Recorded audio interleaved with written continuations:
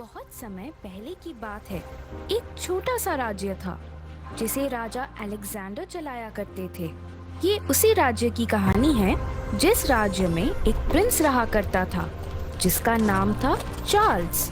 वो काफी चतुर और समझदार था, एकदम अपने पिता की तरह। उसने वो सारी चीजें सीखी जो एक प्रिंस को आनी चाहिए। प्रिंस होने के साथ साथ वो एक अच्छा इंसान भी था। चार्ल्स अपने पिताजी की राजगद्दी को संभाले हुए देख काफी प्रसन्न हुआ करता था। ये बात राजा ने गौर की और राजा को समझ आ गया कि यही सही वक्त है प्रिंस को शाही तलवार से रूबरू करवाने का। राजा अपने भाई एल्बर्ट से कहते हैं, मुझे लगता है चार्ल्स बड़ा हो रहा है, यही सही वक्त है। प्रिंस को अब शाही तलवार सौंप देनी चाहिए। एल्बर्ट अपने भाई से जलता था क्योंकि राजा और चार्ल्स को सब पसंद करते थे। एक दिन राजा अलेक्जेंडर अपने भाई एल्बर्ट के साथ प्रिंस चार्ल्स के कमरे में गए। क्या हुआ पिताजी, आज आप यहाँ? आपने मुझे बुला लिया होता, मैं आ जाता। आपने क्यों कष्ट किया यहाँ आने का? राजा हंसते हुए बोलते हैं कि बेटा, आज मैं बहुत विशेष काम से तुम्हारे पास आया हूँ। प्रिंस काफी उत्साह के साथ राजा की बात सुनने लगा। राजा अपनी तलवार निकालते हुए उसे बताते हैं कि बेटा, ये देखो, ये है हमारी पुश्तैनी तलवार जो हमारे दादा परदादा के जमाने से चलती आ रही है। ये तलवार आज से तुम्हारी हुई। पर पिताजी, ये तो आपकी तलवार है ना? हाँ बेटा, अब तुम बड़े हो रहे हो और अब तुम्हें ही आगे जाकर ये गद्दी संभालनी है। ये बात सुन प्रिंस खुश तो जरूर हुआ, पर मन ही मन वो कुछ सोचने लगा। तभी राजा उसे बोलते हैं, बेटा, तुम इसे कोई मामूली तलवार मत समझना। ये तलवार हमेशा तुम्हारी रक्षा करेगी और सभी मुसीबतों से तुम्हें बचाएगी। और राजा ने तलवार प्रिंस को सौंप दी।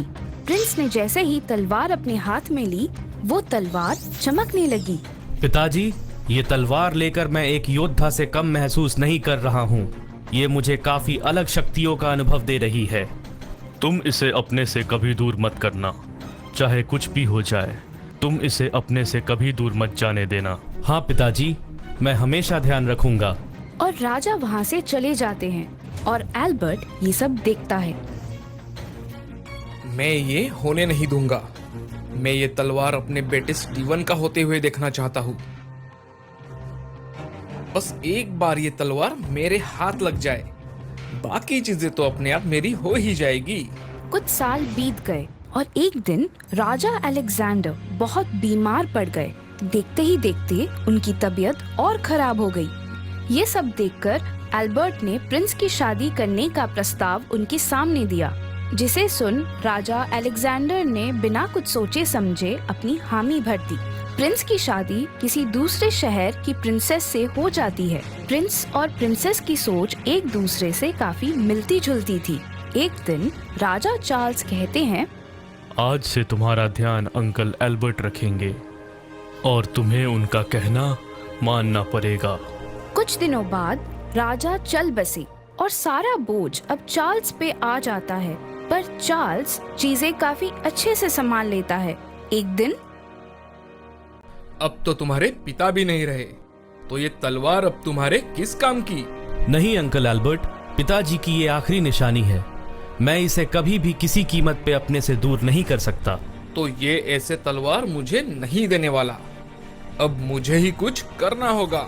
एक दिन प्रिंस अपनी पत्नी को लेकर उसके शहर जा रहे होते हैं। तभी कुछ सिपाही उसे घेर लेते हैं। तुम्हें पता नहीं मैं कौन हूँ? हट जाओ मेरे रास्ते से, वरना अंजाम काफी बुरा होगा। हमें जो करना है वो तो हम करके ही जाएंगे। चलो, अब चुपचाप अपनी तलवार हमें दे दो और हम तुम्हें छोड़ देंगे। किसी भी कीमत पे मैं तुम्हें इसे नहीं दे सकता। ये तलवार ऐसे नहीं देगा। इसकी पत्नी को यहाँ से दूर फेंक दो। नहीं, ऐसा मत करो। मेरी पत्नी को कुछ मत करना। हाँ, सब ठीक है टीम होगी वही जिसके फैंस होंगे extra loud and extra proud. Support your favourite team with Google पे बाय यूजिंग #सब ठीक है टीम। हार मानकर आखिर चार्ल्स को तलवार देनी ही पड़ी और तभी वहाँ हंसते हंसते एल्बर्ट आ जाता है और चार्ल्स को समझ आ जाता है कि ये सब किया कराया इसके अंकल का ही है। आखिर लोग अपनों से ही हार जाते हैं। अंकल, आपको पिताजी कितना माना करते थे। उन्होंने मुझे और इस राज्य को आपके ऊपर छोड़ दिया और चले गए, पर उन्हें क्या पता था कि उनका ही सगा भाई उनका सबसे बड़ा दुश्मन है। तुम्हारे पिताजी ने मुझे बस अपने काम के लिए इस्तेमाल किया है और मैं ये अपने बेटे के साथ नहीं होने दूंगा। पिताजी को दिए हुए वचन के कारण चार्ल्स विवश हो गया था। राजा और उसकी पत्नी वहीं जंगल के पास एक कुटिया में रहने लगे और अपना जीवन जीने लगे और दूसरी ओर एल्बर्ट ने सारी चीजें अपने हाथों में ले ली और वो ऐशो आराम की जिंदगी जीने लगा। कुछ साल बीत जाते हैं। राज्य की हालत बिगड़ गई। वो राज्य जो कभी समृद्धि के लिए जाना जाता था, वो अब एक उदास राज्य बन गया था। सब चीजों की कमी पड़ने लगी। ये सब तुम्हारे कारण हुआ है अल्बर्ट। हमारे देवता जैसे राजा के साथ तुमने छलकर अच्छा नहीं किया, इसीलिए आज हम सबको ये दिन देखना पड़ रहा है। सब राजा एल्बर्ट को कोसने लगे और राजा एल्बर्ट को भी